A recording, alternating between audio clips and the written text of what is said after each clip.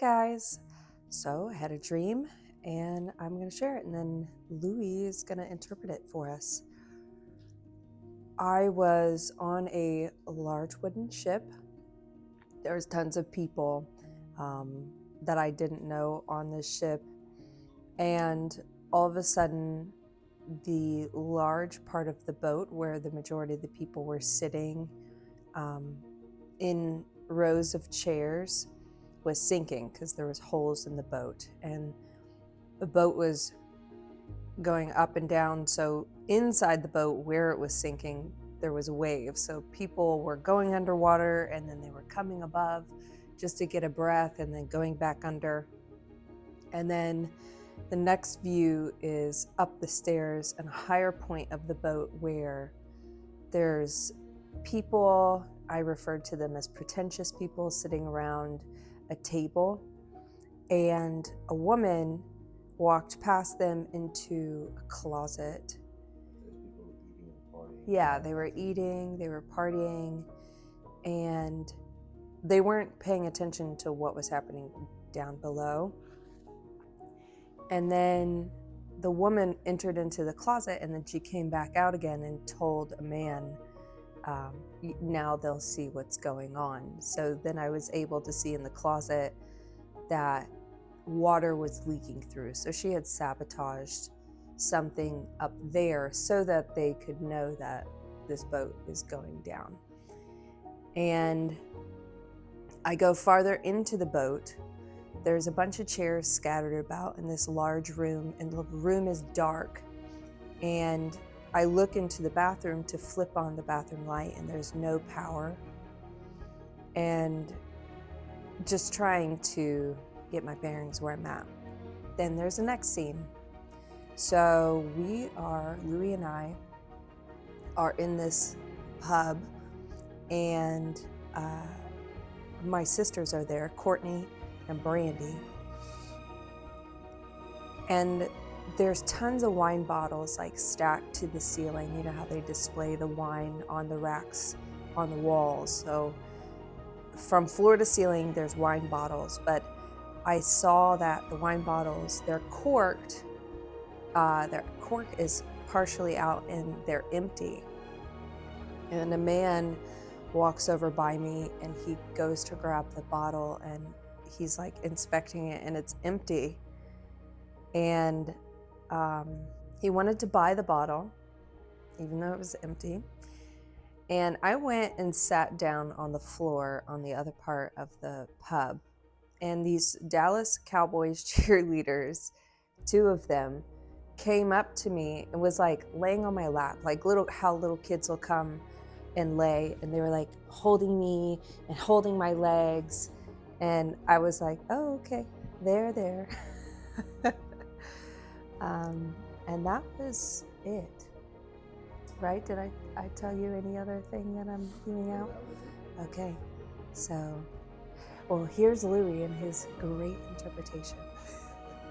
All right, so this is a fun dream because she woke up and she's like, I had this weird dream. No, it's like weird, right? And since the moment she started talking, I was like, man, this thing makes so much sense. So firstly, when you dream about transportation like boats, trains, cars, airplanes, buses, it refers to something that transports you from one place to another. And it's usually some kind of ministry, could also be a business.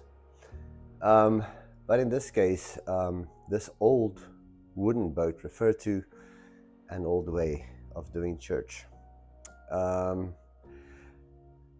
And the thing for me was that the people on the bottom were on the boat. They didn't have much of a choice. There wasn't many other options, right? And they were drowning, but the people on top were having a party because they were taken care of, right? They were enjoying themselves. They didn't care what was going on with the people at the bottom. That they were drowning, that the boat was sinking, and they were struggling to breathe. And, they were underwater most of the time, right? And not exactly sure what the sabotaging means, but I do feel there is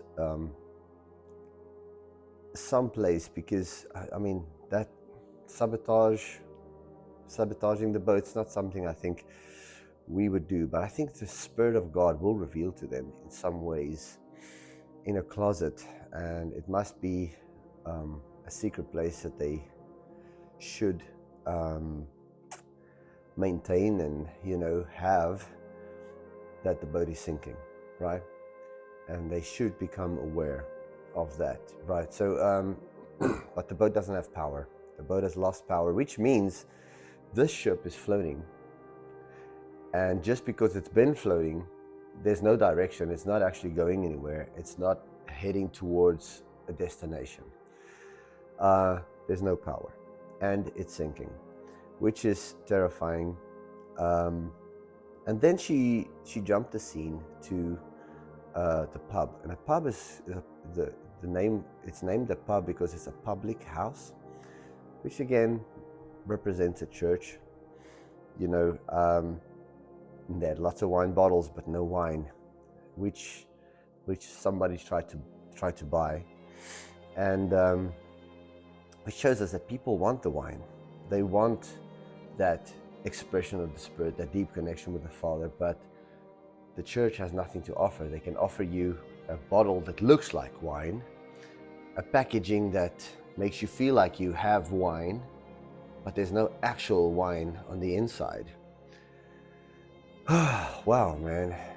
And then the Dallas Cowboy cheerleaders were kids, they were young, and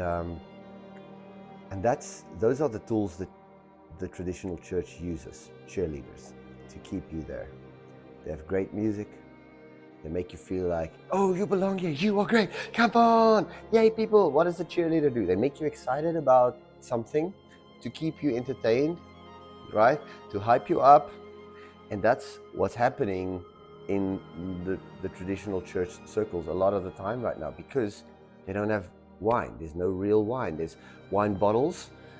It looks like they have wine, but there's no actual wine. And I'm very humbled by this dream, because I realize more than ever that we need to find the new wine. We really need to pay the price to bear the fruit of the Spirit and to process the fruit into wine, to pay the price. Because when you make wine, they squish those grapes, right? And if we are the grapes that need to be squished, if our lives are the grapes that need to be squished, then we need to yield to that process so that God can bring the flavor of the Spirit and His peace and His life through us out to those who need and desire the wine, right? And so that's the one thing. And then Jacqueline's sisters were with us, and her sister Courtney, her name means to be from the courts, the royal courts.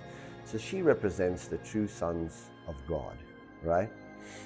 And then Brandy, which is funny enough, her name, Brandy, is also made from grapes, right? It's fire wine. That's typically what it means. It means wine that's on fire. So there is not just new wine, but wine that's on fire, that's available, that the Father is bringing with us to present to His people. And so with that picture, I want to encourage us that let's not sabotage the ship. Let other people do that. But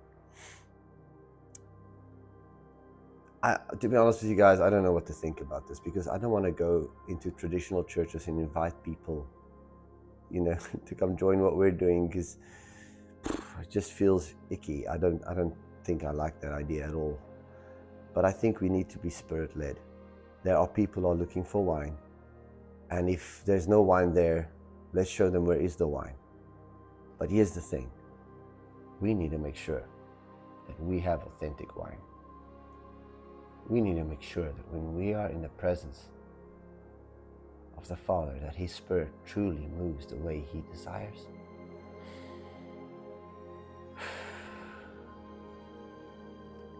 Because the wine is not something we can fabricate.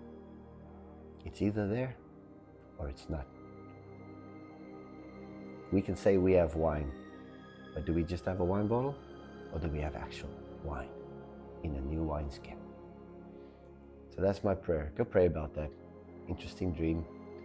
And I want to encourage you, let's be the solution. Let's not go and poke at, churches that are without wine. Let's pray for them. Father, save those people. Will you be gracious? Can we bring some floaties, some other ships to help the people so that they won't go down with the ship? Because those captains, they typically go down with their ship because they have to believe in that sucker. Father, help us.